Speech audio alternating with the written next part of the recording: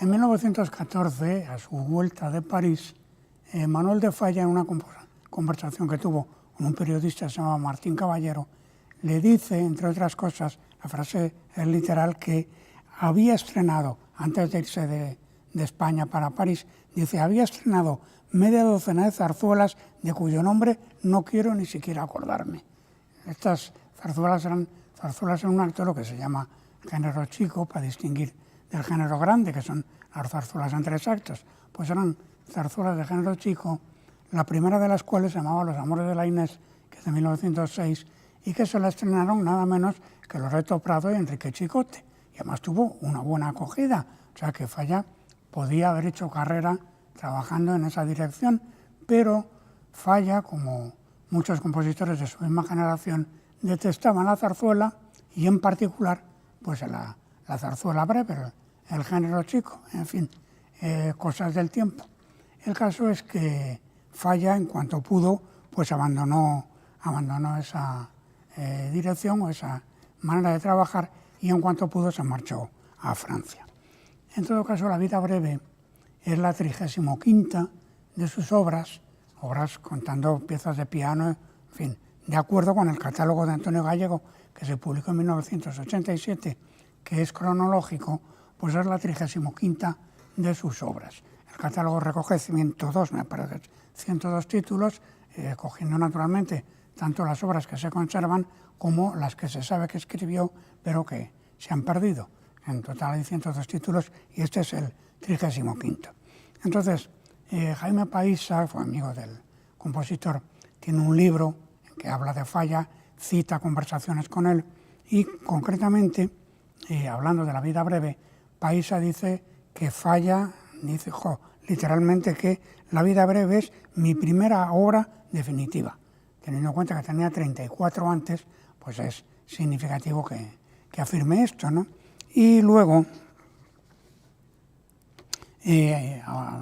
también hablando con Paiza, a propósito de su marcha a Francia, pues hay otra frase que es muy interesante también, que es que Falla dice que sin París yo habría quedado enterrado en Madrid, hundido y olvidado, arrastrando una vida oscura, malviviendo de las lecciones y guardando como un recuerdo de juventud el premio en un marco y en un armario la partitura de mi ópera. ¿A qué ópera se refiere? Pues precisamente a La vida breve. La vida breve, en efecto, había ganado un premio, se había presentado en un concurso que hizo la Escuela de Bellas Artes de San Fernando, que se falló el 5 de noviembre de 1905, y el premio llevaba aparejado del estreno. Bueno, pues no hubo manera de encontrar ningún teatro, ni siquiera este, hay que decirlo, que quisieran estrenar la obra de Falla. Que Falla era entonces, por otra parte, un hombre absolutamente desconocido y mucho más en el ámbito teatral. El caso es que, bueno, no hubo manera de estrenarla y año después, en el año 1906, Falla, que se iba ganando la vida como pianista, como él mismo dice, ¿verdad?, pues acompañó a Paul Kohansky en un concierto que dieron en Bilbao para la benemérita y nunca bien ponderada Asociación Bilbaína de la Filarmónica de Bilbao. Y allí luego, cenando con Kochansky y con el productor, pues le comentó que lo que quería era irse a París y entonces ellos le animaron mucho.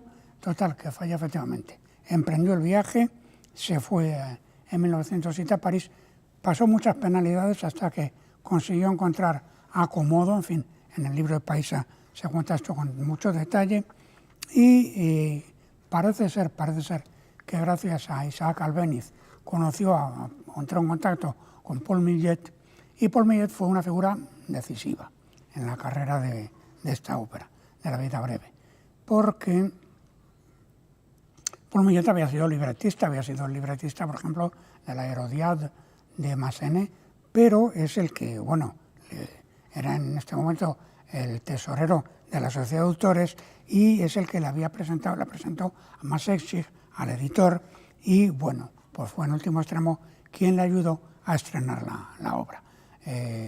Falla en París conoció naturalmente a Debussy, a Ravel, tuvo buena relación con ellos y sobre todo a Paul Dukas. Y digo que sobre todo, y es muy importante, con Paul estableció una relación muy afectuosa que además Dika le ayudó a reorquestar, porque Dika era un orquestador extraordinario, como se sabe, ¿no? Y él le ayudó a reorquestar la partitura de La vida breve, que Falla luego se lo reconoció cuando Dika falleció. Falla escribió una de sus piezas de piano más bonitas, que es el Tombeau, precisamente para el fallecimiento de Paul Dika. Entonces, bueno, la obra finalmente, gracias a Paul Millet y a Max Exig, se acabó estrenando en el Casino Municipal de Niza, y se estrenó el 1 de abril de 1913, pero se estrenó traducida al francés por Paul Millet. Precisamente, claro, es el que había ayudado a posibilitar el éxito, ¿no? Y luego ya llegó, por fin, también gracias a Paul Millet, a la ópera cómic. Y allí es donde se hizo ya en el año 13, 30 de diciembre y 7 de enero del 14. Y bueno, Falla, ya digo, había por medio reorquestado la obra y en todo caso, bueno, con el año 14 es cuando Falla tiene que regresar a España con la Gran Guerra y claro, es cuando se produce la entrevista con Martín Caballero a la que me he referido al comienzo, ¿no? Pues bueno, por otra parte, por La vida breve, también hay que decirlo, es la obra que inauguró este teatro junto con el ballet del sombrero de tres picos, ¿no? En el año 97. En fin, en todo caso, por medio, Falla había ido a Milán y se había entrevistado con Ricordi y interpretó la obra, como había hecho con los músicos franceses también, La vida breve. Ricordi la encontró muy valiosa, pero no la quiso editar. Pero lo que se hizo es proponerle a Falla un libreto, que está tomado de los Quinteros, del Genio Alegre, con el título, lo hizo Giuseppe Adami, un libretista de Puccini, por ejemplo, que se llama Anima Allegra, el genio alegre, Anima Allegra. Y entonces este libreto se lo propuso inmediatamente Ricordi a Falla, que pensó que le iría mejor, y Falla se negó. Falla lo que quería era que editasen su obra, como no lo consiguió, pues se marchó de Milán sin llegar a ningún acuerdo. Que luego quien hizo Anima Allegra se lo propusieron a Puccini, que no quiso, y quien al final hizo una ópera a partir del libreto ese originalmente de los Quinteros, fue Franco Vittadini, en el año 19, que además fue la única ópera suya que tuvo un éxito considerable. En fin, en todo caso, Ricordi siempre comentó la sorpresa que le había producido un compositor novel, que no había estrenado nada todavía, que él le propusiera un libreto y le propusiera editarlo y el otro se negase, porque solamente quería la obra suya. Pero Falla era así, ¿no? Entonces, bueno, el libreto de La vida breve es de Carlos Fernández Shaw, como se sabe, bueno, pues fue colibretista con José López Silva, de La Revoltosa, nada menos, y bueno, hablando de la música con Fernando Erec en La Mañana, en una entrevista que se publicó el 14 de noviembre de 1914, ya a su vuelta de París, pues Falla le dice, y es muy interesante, me he inspirado, define muy bien lo que es la propia música de la obra, ¿no? Me he inspirado en la música popular para la forma melódica, pero sin buscar fuentes en ninguna canción antigua concreta, sino usando las modalidades orientales. Esto de orientales, claro, es una idea, un criterio muy de la época, ¿no? Las modalidades orientales propias de la música antigua. Me he servido de ellas, pero solo en líneas generales.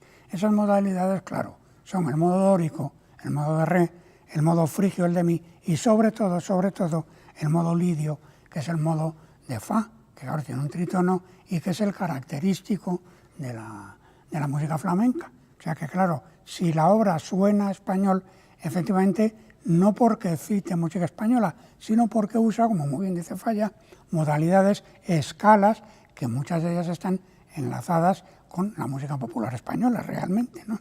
Entonces, ya digo, Falla no utilizó ninguna música folclórica concreta, pero su obra suena española casi toda ella, pero vamos, desde el principio al final.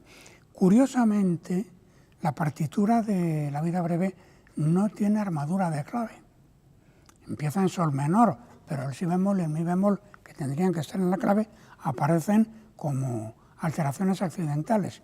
Y a lo largo de la obra, pues esto también tiene su lógica, porque aunque hay momentos, muchos momentos claramente tonales en episodios más o menos largos, pero hay una constante fluctuación tonal que hace que se pase de unas tonalidades a otras en el curso de pocos compases, sin realizar siempre necesariamente modulaciones arquetípicas, vamos a decir, y entonces se mueve en un territorio que, claro, suena español sin citar nada concreto y al mismo tiempo pues tiene una gran fluidez armónica.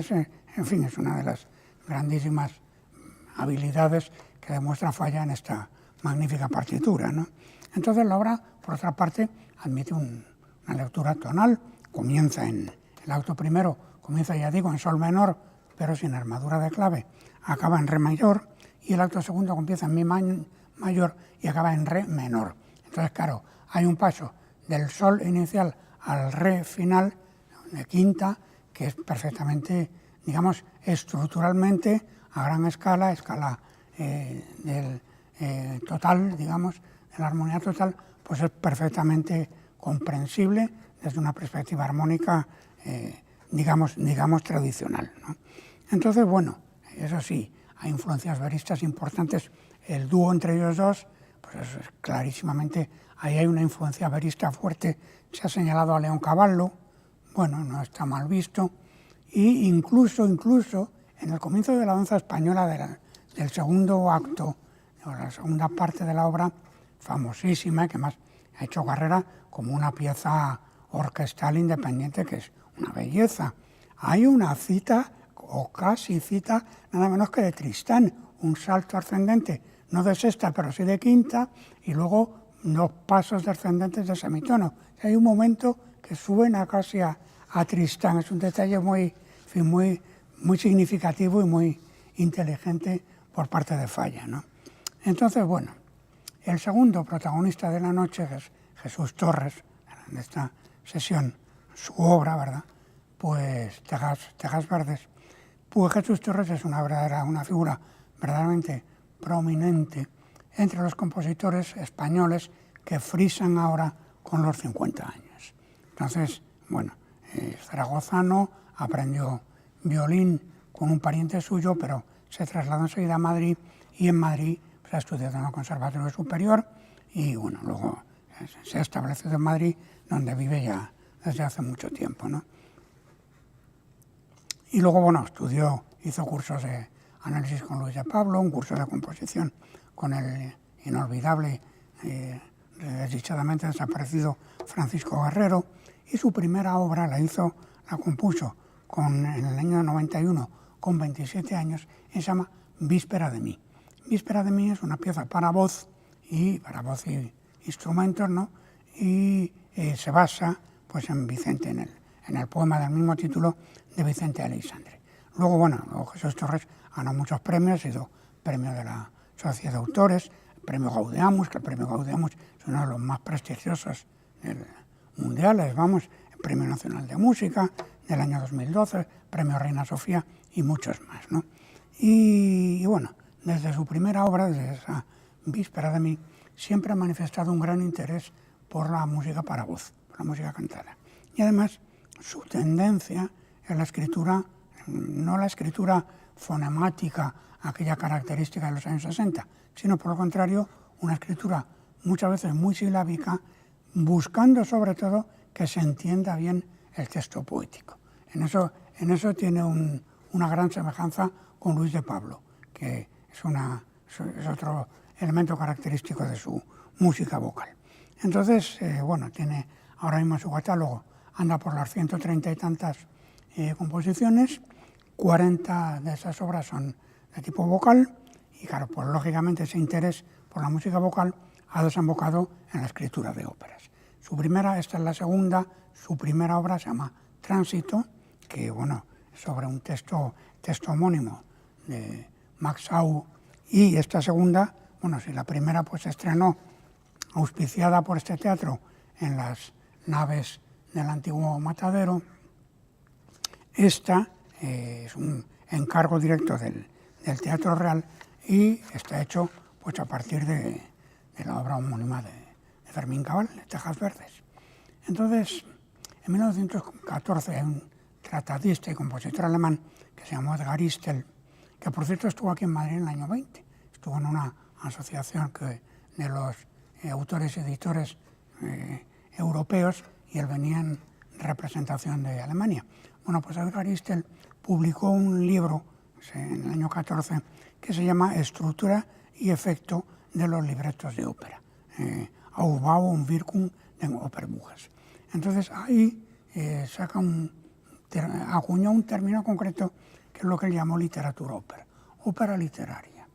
Es un concepto interesante porque se refiere a aquellas obras que su libreto procede de una obra de teatro preexistente, una obra de teatro preexistente que se había representado. Entonces el ejemplo que él pone es la Electra de Richard Strauss, que claro está hecha, como se sabe, a partir de una obra que había estrenado unos años antes Hofmannsthal.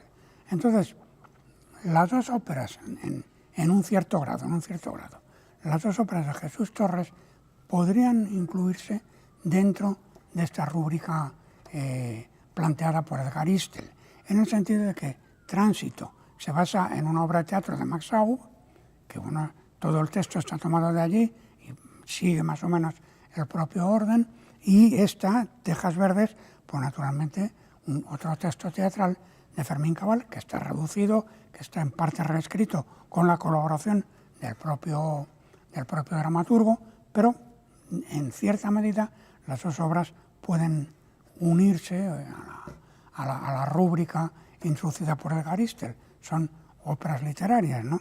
Entonces, bueno, hay un tema de fondo en las dos obras, tanto en Tejas Verdes como en Tránsito, que es, en último extremo, la reivindicación de la democracia frente al fascismo.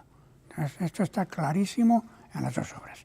Porque claro, Tejas Verdes se trata del exilio de un personaje que está exiliado en México, pues eso de los miembros del gobierno que se acogieron allí gracias a Lázaro Cárdenas, ¿no?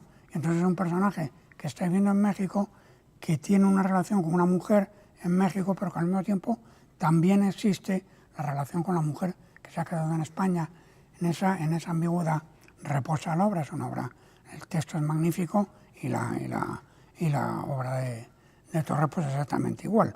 Y esta Tejas Verdes se basa en una obra, ya digo, de Fermín Cabal, que Tejas Verdes fue el nombre que se le puso, el nombre que tuvo, pues un centro de tortura y de internamiento que creó por la Junta de los, en Chile, ¿no? La Junta de los Coroneles en el año 73, y donde se asesinó y se torturó a muchísima gente. Se llamaba Tejas Verdes y de ahí el nombre de la obra de Fermín Cabal y de la ópera de Torres. El propio Fermín Cabal ha descrito el propósito de su obra con unas palabras clarísimas.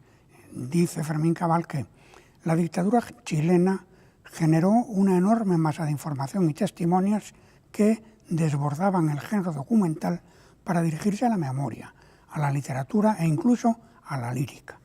Ante ello siempre sentí ansiedad. ¿Qué podía yo hacer para ayudar a esas voces que se esforzaban por hacerse oír entre el ingente batiburrillo en que se mezcla todo bajo la rúbrica de Chile, torturas, desaparecidos? Este texto, dice, es la respuesta a esa pregunta. Realmente no se puede decir con más claridad. No creo que haga falta presentar a Fermín Cabal, unos dramaturgos desdichadamente nos ha dejado en el año 2023 y unos de los dramaturgos pues, más importantes de su generación. Fundó grupos que hoy son legendarios como Tábano, por ejemplo, o el Gallo Vallecano, y también pues, impulsó revistas teatrales que hoy son no menos legendarias, como Primer Acto, como Pipirijaina, como El Público, y luego ha sido, ocupó diversos cargos, ha sido director del Círculo de Bellas Artes, de la Sociedad de Autores, en fin. En todo caso, el estreno de Tejas Verdes se estrenó, ya digo, en Badajoz en el 2004 y luego él mismo lo reescribió en el año 2007, que es a partir del cual, a partir de esa reescritura, a partir de la que se ha hecho la ópera que ahora nos ocupa. Originalmente era una sucesión de 7 monólogos, los personajes implicados en la acción, que claro, la estructura era excesivamente rígida y luego el propio autor la organizó de otra forma, ¿no? Precisamente por la que ha usado Jesús Torres para su ópera. Entonces, Tejas Verdes, la ópera, pues no tiene un desarrollo dramático, vamos a decir, convencional. Claro, ¿qué quiero decir un desarrollo dramático convencional? Pues no sé. Recordemos la famosa frase de Bernard Shaw, cuando decía aquello de que una ópera es una soprano y un tenor que se quieren acostar y un barítono que no les deja. Bueno, pues eso, por supuesto, eso no es la Tejas Verdes, ni la anterior obra tampoco de Jesús Torres. Entonces, bueno, no tiene un desarrollo convencional en ese sentido. Tiene algo de ópera y tiene algo de oratorio dramático. Hay, sobre todo, claro, hay un ambiente onírico general, que eso es lo que le da a la obra pues, su carácter dramático más sustancial, ¿no?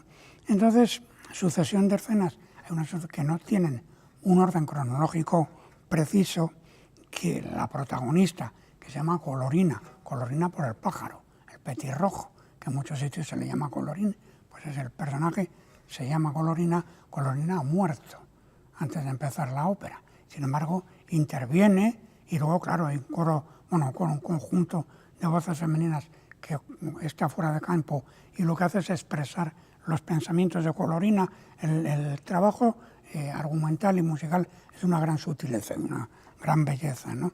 Y entonces, bueno, toda la ópera tiene esa fuerte impregnación como de sueño, de irrealidad, y los personajes que hablan de ella pues están fuera de campo y al mismo tiempo el coro masculino, la intervención masculina es sobre todo el hombre, así en sentido genérico, ¿no? La estructura, la escritura vocal pues es rigurosamente silábica, hace un momento lo comentábamos, ¿no? Y ahí, claro, del lirismo expresivo se pasa también al grito. O sea, hay una escritura que en ocasiones es muy saltos muy crispados dentro de la voz, pero en ocasiones. Y la acción dramática está constantemente interrumpida por elementos líricos, elementos reflexivos, dentro de los que tiene un papel primordial pues los poemas de Miguel Hernández, que como se sabe, el Romancero de Ausencias, que es donde están tomados los textos, pues Miguel Hernández lo escribió en la cárcel de Alicante, y allí donde murió, que es una de las infamias más detestables del franquismo, la muerte de Miguel Hernández, ¿no? En fin, entonces, si en Tránsito tiene mucha importancia los interludios instrumentales que hay entre varias escenas, aquí hay un solo interludio, pero ese interludio el propio autor lo ha descrito muy bien como una danza salvaje, un momento de una violencia orquestal extraordinaria, y a propósito de introducir esos fragmentos de Miguel Hernández en ciertos instantes, deteniendo la acción, buscando pues, una dimensión lírica, el propio Jesús Torres lo ha dicho muy bien, tuvo la necesidad de añadir expresiones líricas que se distanciasen del relato a la vez que incrementaban su emoción. Está muy bellamente dicho y además así es. Entonces, bueno, la música de Jesús Torres pues no es atonal, pero tampoco es tonal. Entonces se mantiene, y ni tampoco es expresionista, no se mantiene, no usa el total cromático con absoluta equivalencia de todos los grados, no. Entonces no es tonal, no es modal, pero al mismo tiempo se percibe como consonante. Se mantiene en una tierra de nadie que es muy difícil y que realmente, claro, el gran atractivo de la música, de esta música y de la ópera anterior, pues procede precisamente de ahí, ¿no? Por poner un ejemplo, la frase final de la protagonista de Colorina muerta dice: y entonces se escuchará el estrépito insoportable del silencio. frase tiene mucha fuerza desde el punto de vista literario. Entonces, Torres lo ha resuelto. La frase podría estar como en la bemol o en fa menor, pero resulta que lo que tiene debajo es un acorde en el que está la bemol, re bemol y un re natural, con lo cual, claro, el equilibrio consonante, digamos, se recuerda y al mismo tiempo se pierde. Normalmente a todo lo largo de la obra Jesús Torres está utilizando acordes que en su mayor parte son acordes de la gramática tonal, acordes de séptima, de novena, acordes perfectos, mayores o menores, en los que ha introducido pues alguna apoyatura sin resolver. Entonces, claro, hay algo que suena consonante sin llegar a ser consonante. Es un equilibrio, ya digo, muy difícil y que, claro, de donde viene el gran atractivo musical de la obra, ¿no? Y entonces, claro, esos acordes de séptima, de novena, etcétera, acordes perfectos, mayores o menores, ya digo, sin embargo, están ordenados siempre de una manera que no tiene nada que ver con la sintaxis armónica, digamos, convencional, tonal. Entonces, claro, hay algo que suena consonante sin serlo, pero el discurso funciona de otra manera. En fin, concretamente, sobre ese tema de los acordes, al final, todos los personajes que intervienen, la última frase que cantan antes de la frase de Colorina a la que me he referido, pues dicen, y sus ojos buscarán los nuestros porque solo nosotros podemos perdonar. Y eso se hace sobre un acorde que mezcla la tonalidad de fa sostenido mayor con la de la menor. Entonces, claro, se puede analizar el acorde así, pero la realidad es que el siguiente funciona de otra manera, no hay una gramática tonal, aunque los elementos básicamente podrían considerarse tonales. En fin, Fermín Cabal concluye su tragedia con unas palabras de Salvador Allende, a quien nosotros le vamos a dar también, y la propia partitura la recoge, ¿no? A quien nosotros le vamos a dar también la palabra para concluir las nuestras. Dice o decía Salvador Allende: mucho más temprano que tarde se abrirán las grandes alamedas por donde pase el hombre libre para construir una sociedad mejor.